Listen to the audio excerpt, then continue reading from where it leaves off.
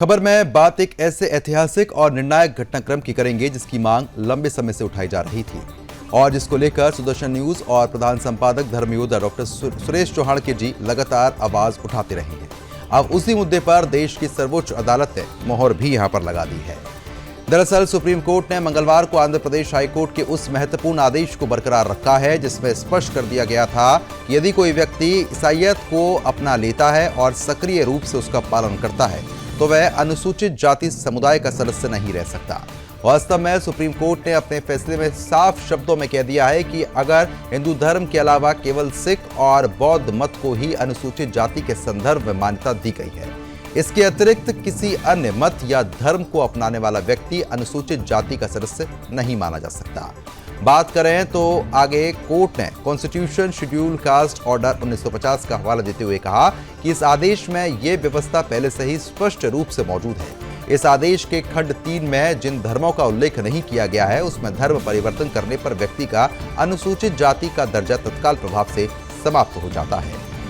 Court ने यह भी कहा कि ऐसे व्यक्ति को जो खंड 3 के तहत अनुसूचित जाति का सदस्य नहीं माना जाता उसे संविधान, संसद या किसी राज्य विधानमंडल के अधिनियम के तहत मिलने वाले किसी भी प्रकार के संरक्षण, आरक्षण, अधिकार या वैधानिक लाभ का दावा करने का अधिकार नहीं है, ना ही उसे ऐसे लाभ दिए जा सकते हैं। दरअसल ये पूरा मामला एक ऐसे व्यक्ति से जुड़ा था जिसने ईसाईयत अपना ली थी और वह एक पादरी के रूप में कार्य कर रहा था। इसके बावजूद उसने SC/ST एक्ट के तहत कुछ व्यक्तियों के खिलाफ मामला दर्ज कराया था जिन पर उसके ऊपर हमले के आरोप थे। वास्तव में इस मामले में आरोपियों ने इस मुकदमे को चुनौती दी थी। उनका कहना था कि जब संबंधित व्यक्ति धर्म परिवर्तन कर चुका है और सक्रिय रूप से ईसाई धर्म का पालन कर रहा है तो वह SC/ST एक्ट के तहत मिलने वाले संरक्षण का दावा नहीं कर सकता। कोर्ट ने इस पूरे मामले में स्पष्ट कर दिया है कि यदि प्रतिबंध पूर्ण लागू हैं और इसमें किसी भी प्रकार का अपवाद नहीं है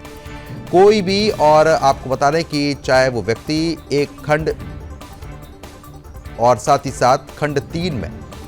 धर्मों के अलावा किसी अन्य मत को अपनाकर अनुसूचित जाति की सदस्यता का दावा नहीं कर सकता।